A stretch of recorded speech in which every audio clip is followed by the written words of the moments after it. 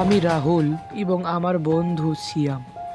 আমরা অনেক দিন ধরেই কোথাও ঘুরতে যাওয়ার জন্য পরিকল্পনা করছিলাম। এমন সময় অনেক বছর পর আমার মামার চিঠি এলো আমার বাসায়। মামার বাড়ি যাওয়ার জন্য আমি এবং আমার বন্ধু সিয়াম আমরা যাচ্ছি মামা বাড়ি। মামা বাড়ি কুসুমপুরে। এখনো গ্রামের দিকে শীত আছে। কিরে সিয়াম, কেমন লাগছে এই প্রথমবার ট্রেনে চড়ে? হ্যাঁ ভাই, অনেক ভালোই তো লাগছে ট্রেনে চড়ে এবং ট্রেনের বাইরের প্রকৃতিগুলো দেখে। কুসুমপুরে গিয়ে তুই দেখিস কত সুন্দর প্রাকৃতিক পরিবেশ, যা তুই শহরে দেখতে পারবি না। এসব কথা বলার মধ্য দিয়েই আমাদের ট্রেন গিয়ে পৌঁছালো কুসুমপুর স্টেশনে।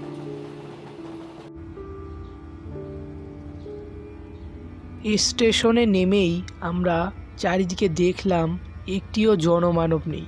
চারিদিকে শুধু আমি আর সিয়াম। কোনো রিক্সাও দেখতে পেলাম না। মামাবাড়ি স্টেশন থেকে বেশি দূরে নয়, এই জন্য আমরা হেঁটেই মামার বাড়ির দিকে যেতে লাগলাম। গ্রামের সেই রাস্তা, চারিদিকে ধান ক্ষেত, একবারে ছবির মতোই দেখা যাচ্ছে কুসুমপুর। যখন আমরা মামার বাড়ি পৌঁছালাম তখন বিকাল হয়ে গিয়েছে। দেখলাম মামা আমাদের জন্য ঘরের আঙ্গিনায় দাঁড়িয়ে আছে। কিরে রাহুল, অনেকদিন পর তো আলি, কেমন আছিস? বাড়ির সবাই ভালো আছে তো? হ্যাঁ মামা, সবাই ভালো আছে। তুমি ভালো আছো তো? অনেক দিন পর তোমাকে দেখলাম। আচ্ছা ওসব থাক, এখন ঘরের ভিতরে আয়। অনেক দূর থেকে তো আসলি, খাওয়া দাওয়া করে বিশ্রাম নে। আমরা খাওয়া দাওয়া শেষ করে বসে বিশ্রাম নিতে লাগলাম।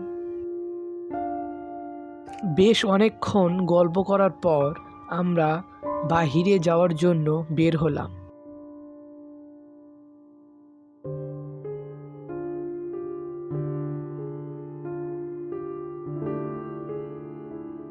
মামা, আমরা একটু গ্রামটা ঘুরতে বের হলাম, তুমি আমাদের সাথে চলো না?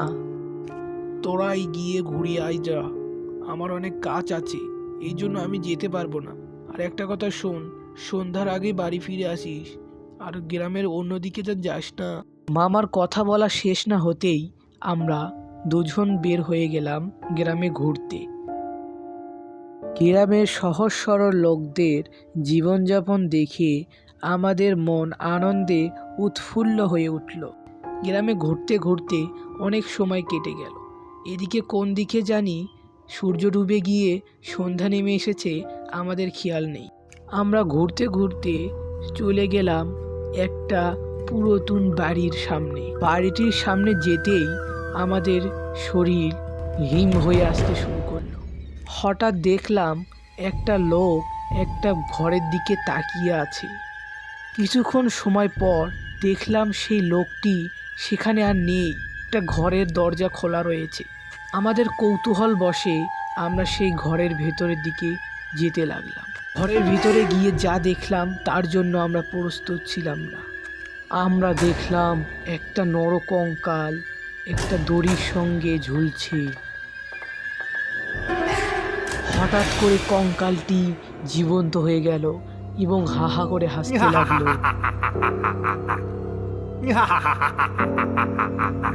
আমাদের দিকে এগিয়ে আসতে লাগলো ক্রমশই।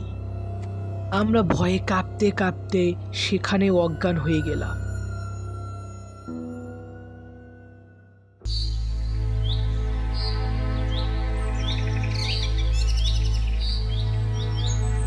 সকাল হলো, নিজেদেরকে আবিষ্কার করলাম মামার বাড়িতে। এজন্য মামাকে কাল রাতের সকল ঘটনা খুলে বললাম। মামা আমাদেরকে বলল যে দুজন লোক নাকি আমাদেরকে ওইদিকে যেতে দেখেছিল। মামাকে খবর দেয়, মামা এই জন্য আমাদেরকে উদ্ধার করতে পারে। ওই বাড়িটিতে নাকি একজন লোক মৃত্যুবরণ করেছিল আত্মহত্যা করে, এই জন্যই ওই বাড়িতে সন্ধ্যার পর কেউ গেলে সে আর জ্যান্ত ফিরে আসে না।